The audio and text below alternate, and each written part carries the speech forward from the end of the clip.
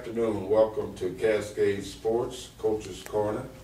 I'm Alex Ellison, and today we have an icon with us, Coach Jack Bush from Central High School, whose name is synonymous with high school basketball throughout the metro area.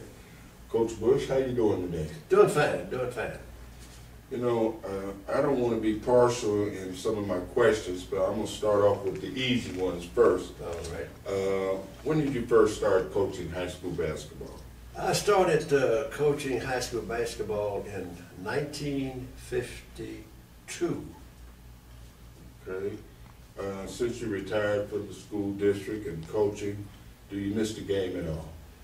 No, I really don't miss it because what I'm seeing is definitely against my way of teaching basketball or coaching basketball. Yeah. Since the early days of your coaching, what has been the most notable change in the game as you see it? Well, when I was coaching, I always encouraged my players not to watch professional basketball, and I gave them the reason. I said, what you see in professional basketball you can't do in high school basketball. And what I'm seeing now is I think the majority of our high school kids are watching too much professional basketball because they're trying to duplicate the roughness, the various fouls that they see, and that doesn't go in high school. You know, as the game has evolved, what do you think the role of a coach should be beyond teaching the fundamentals of basketball? Well, the coach should automatically instill in the youngsters that you must honor your parents and you must obey the rules that have been given down to you, because when you go out in life and you get a job, and if you don't abide by the rules, they're going to fire you. So in sports, particularly basketball, I expect my players to obey all the rules that I set down, and if they break the rules, they're going to have to be punished. And a follow-up question to that is how important is the athletes to maintain, I guess, their grade levels? I mean, at least have a C, because I know back in the day when I was playing, and I realized it's been some time ago, coach would always want to look at our grade report cards, and if you didn't have at least a C average, then you were going to be sitting out. I definitely go along with the grades, because if the youngster can't pass in class, he's going to have a hard time remembering our offense, our defense, our various plays, etc. Now, I ran a weekly check on my players. I had a card printed up that each teacher whose class was in would check off whether the kid is doing good or not. There appears to me, and I still see quite a few high school basketball games. I try to go to as many as I possibly can during the course of the season. A lack of discipline among the majority of the players. How would you address that problem today if you were coaching? Well, from what I have been observing at the games, I do not like the way the coaches are coaching, and I'm saying that because they are taking the game away from the youngsters by ramping and raving and going up and down the court, and to me that doesn't look very well, and I think it's a very poor show for the youngsters to see you acting like you don't have good sense. At one time, the state association did not allow a coach to get up off the bench. If he got up off the bench, it was a technical foul.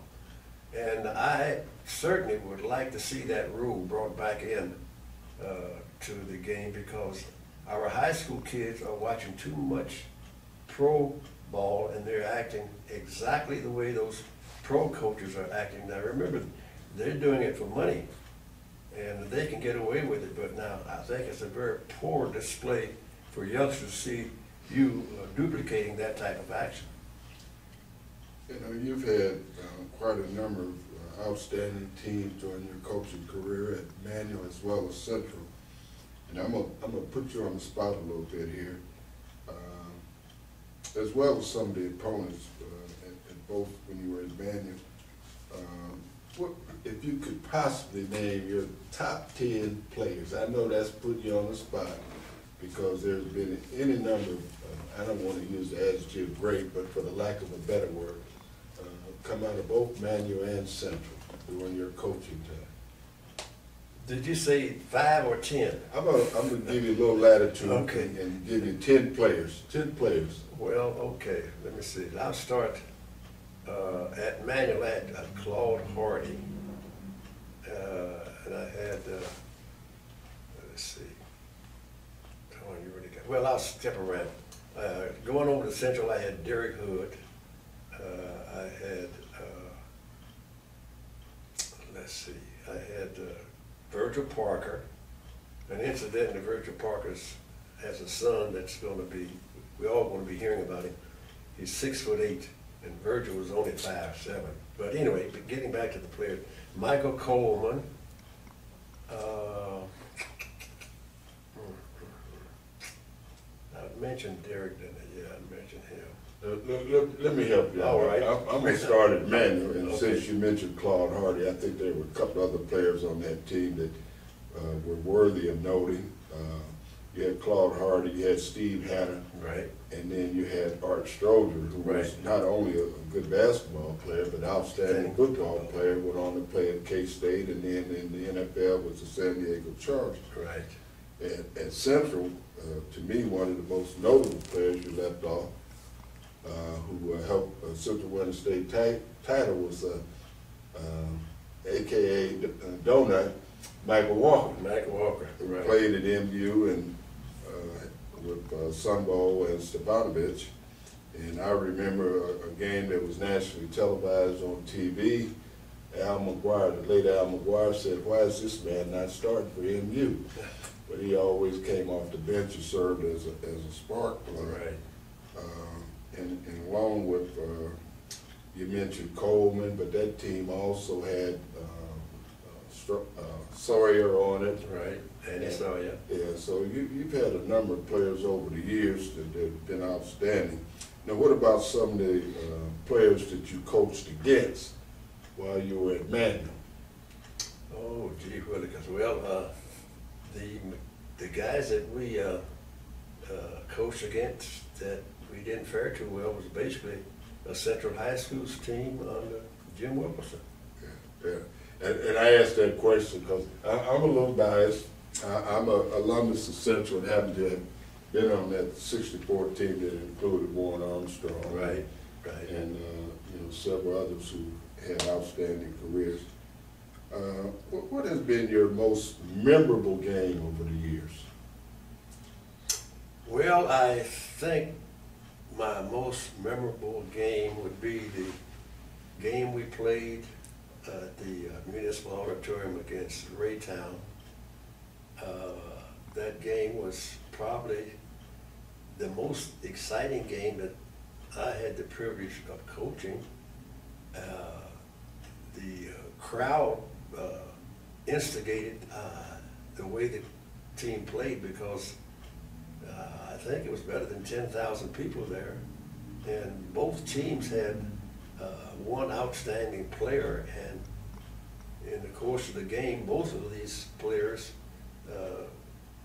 tried to outshine each other, and we were fortunate enough to win that game after 2 overtimes. So, well, I remember the game quite well because I know several people had left the game prior to the end of regulation, thinking that the game was over. And Derek Hood hit a 3-pointer to send it into the first overtime. Of course, Raytown had Teron Lou, who went on to have an outstanding career in the NBA. But, the Blue Eagles come out victorious. What about your most prolific scorer? Well, good, let's see, but that, I don't think I could pinpoint a particular person because I had, well, I experienced working with more than one fine shooter during the time that he was in school. Michael Walker was an outstanding scorer. Virgil Parker was definitely an outstanding scorer. And other than that, you said outstanding. Those would be the most outstanding scores I had. Yeah, well, I'd have to go along with Michael Walker. I recall in the state tournament semifinal game against, I believe it was DeSmet. He single-handedly kept Central in the game, and he went on to have an outstanding career at UMKC, and I believe one year, if he didn't lead the nation, he led that conference in scoring. What advice would you give to a young coach just starting out